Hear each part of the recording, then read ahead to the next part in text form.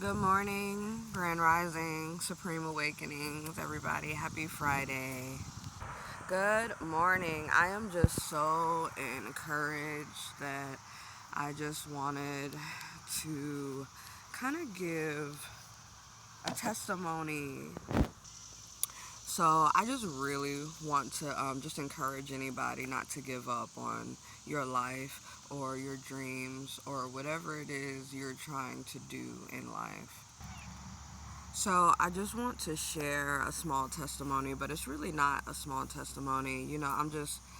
I'm so happy. I really am just seeing, how spirit moves and how good God is. So the most interesting thing happened to me yesterday, but it didn't just start yesterday. You understand? So when I was a youth, a child, my mother put me into a language arts program, a Japanese immersion language magnet school. And I started at pre-K. I started at about 4.5 years old. And that was an interesting time. It was very diverse. I was, exposed to a lot of different people and a lot of different things. And I moved to seventh grade, and during that time, it was very turbulent in my home. Not a lot of people knew, but my father was just coming home from prison, dealing with adults, dealing with addiction, and living in poverty. There's a lot of things that I was facing in the time, and so I would go to school. I would either just completely zone out or act out, and that resulted in me failing in seventh grade, and not only failing, but actually failing my language and being removed from this magnet. And so, thus, I shifted schools and I did a whole nother route in my education. Now, growing up, my mother always said things to me like, daughter, you're going to be a translator. I want you to translate. You're going to travel the world. You're going to be international, yada, yada, yada. And honestly, coming from where I come from, that wasn't something that you seen. That wasn't something that was the usual or the normal. Um, but as I left the magnet and I grew, into this woman, I let that part of my life go. I internalized that I was a failure. I had friends and partners who loved anime, who watched different things, and I would just block it out like, no, I don't want to see that. I don't want to do that. Internalizing really that, I failed.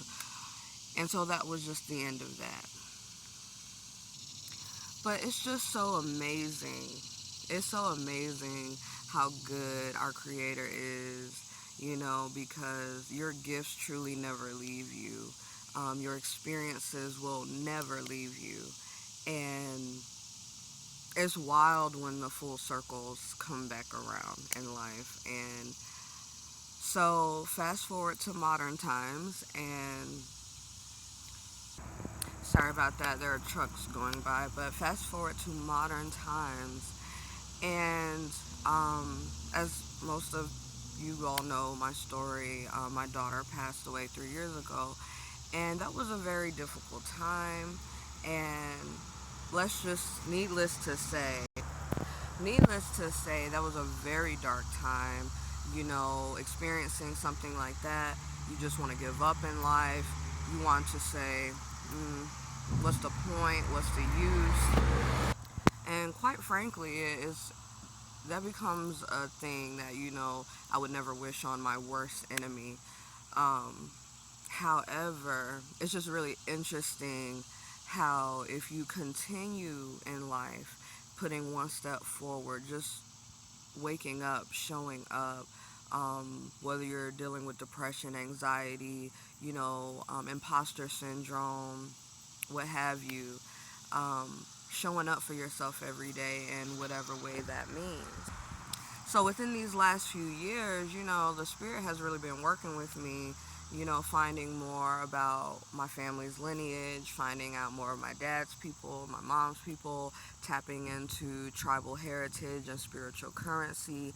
Um, that notion of translating started to come back around.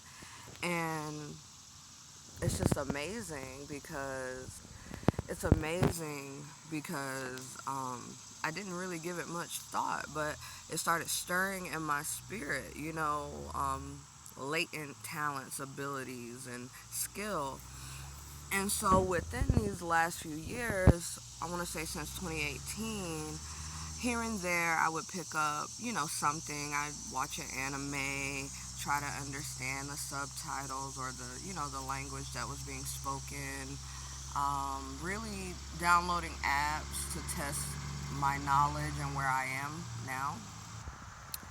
And within these last few years, I decided to take things a lot more seriously. And currently, I am a year and a half back into my language learning.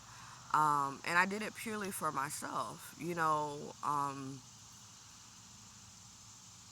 Taking kind of like a hiatus from life these last few years, I've really been able to just focus on my craft, focus on the things that bring me peace and what I feel kind of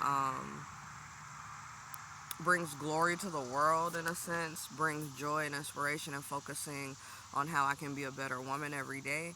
And so within the last few years, I started to take it a lot more seriously again because I had to block out those negative thoughts that said, hey, you are an imposter. Hey, you're not authentic, or you can't do this, or it will never happen again. You failed already, so that's just that. And as of yesterday, it was I'm keeping a streak. 614 days of language learning consecutively every day. So I have about 100 more days, a little over that, to complete my second year of daily language learning, taking time out to study. Um, and so that has been really intense. And so that's not the good part. And so yesterday, I go to the mall in Concord and I am just trying to sell my jewelry. I have rebranded. I am out there just, getting to know people and really kind of nervous because I've been in isolation for the last 3 years. And it's just amazing how the Spirit works. It's just amazing how God works.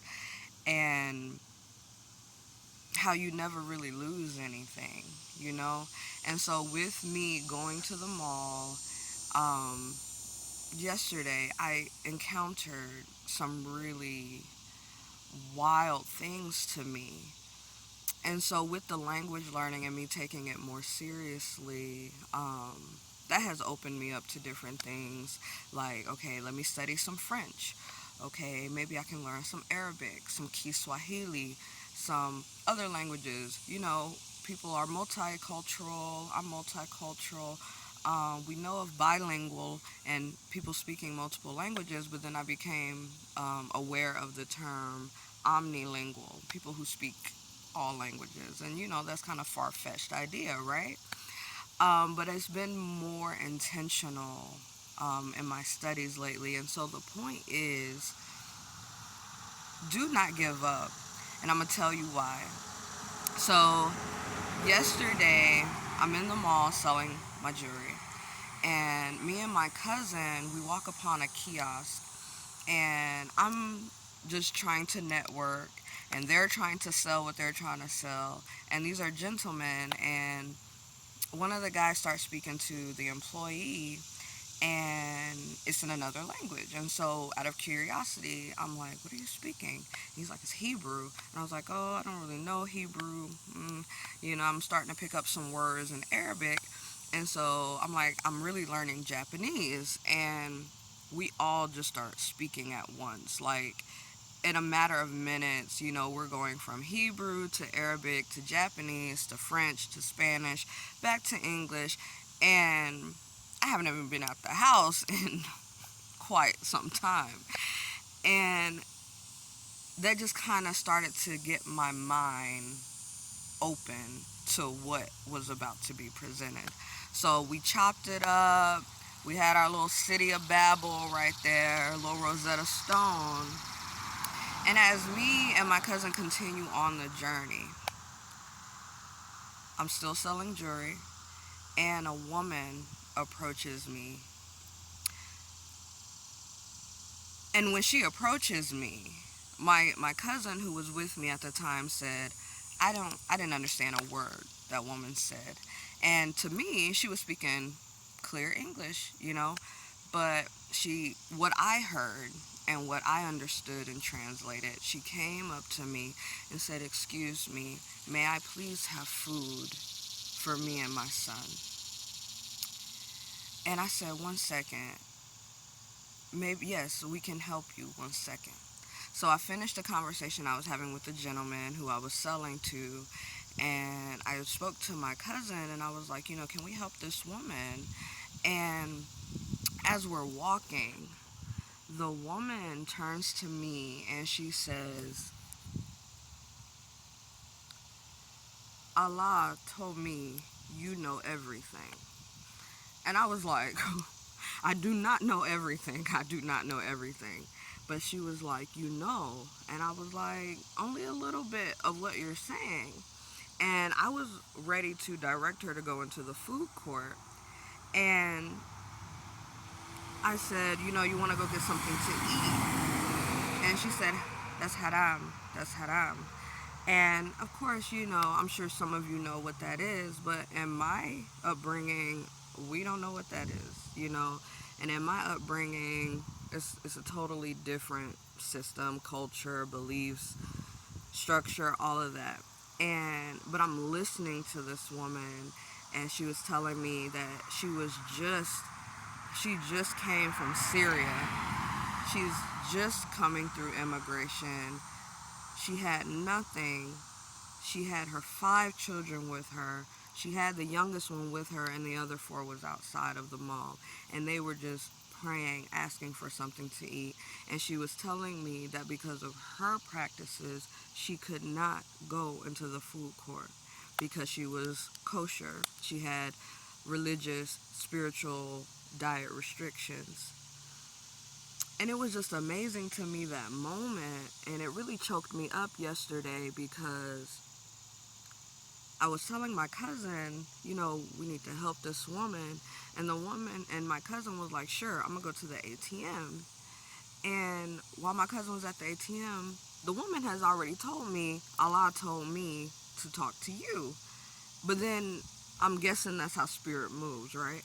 So when we're by the ATM, this woman, in her humanness, turns to me and asks, she's like, "How did you know what I was saying?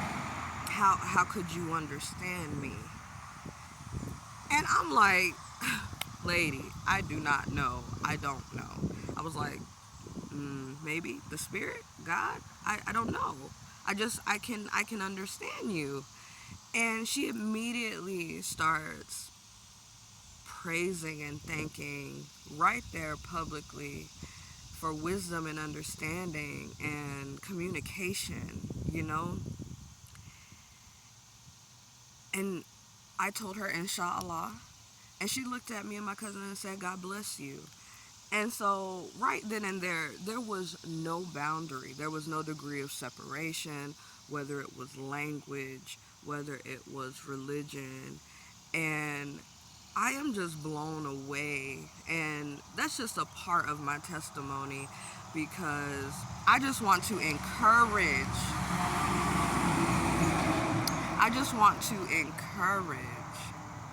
anybody who has any skill, any gift, to not give up on it, to not feel as though there's no use for it, because I'm sure there is.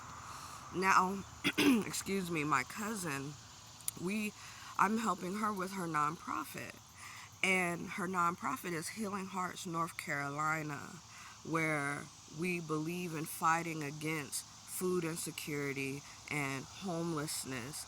That woman did not know that. She didn't know that we were coming to the mall as two entrepreneurs, as two entities, two people representing two different motives and bodies and systems that we're trying to implement into the world. Me as an artist and entrepreneur, my cousin as also an artist but a humanitarian, and we're just working together, guys. We're just working together, but she did not know that. And so I just want to encourage you guys that no matter where you are in your path, in your spiritual walk, in your journey, to just show up, show up, show up, because you don't know how that will be used. I wanted to allow the negative thoughts, the lower self, to emit a frequency of fear out of me. You can't do that. You're a failure. It took me over a decade to even say maybe I'll do this again. And then to lose a child and to say, I just want to give up on life. But to be where I am today is a blessing. It's bliss and it's joy. No, things are not perfect. Yes, I'm still living in poverty, but just don't give up in your life, guys. Just don't. Continue to show up every day, because you don't know how you will touch the lives of others. I could not feed my child presently, but I helped a woman feed her 5 children just because of a gift of understanding. Wow. And there's a scripture me and my cousin, we keep reading, and it's multiple ones, but it says something about the nations will come to you, or come and get bread without money, come and eat without paying. And it's just amazing to me, because on quantum levels, on small levels, you can make a difference. Just the small ripple effects, because we have not traveled across the seas. We have not really scaled this idea to a massive level, but just within moments, with 3 individuals, 3 women, if you know how to look at it, if you have the eyes to perceive, we were able to feed a nation yesterday. This was a Syrian woman. I have never been to Syria. I've never had to flee a country. I've never been a refugee. I've never had to go through anything like maybe what she has gone through, even though I have my own story. And we fed a nation. The nations will come to you. So I just want to share that with you, and hopefully encourage you. Happy Friday. Don't give up on your goals. Don't give up on your missions. And be safe. More love. Peace.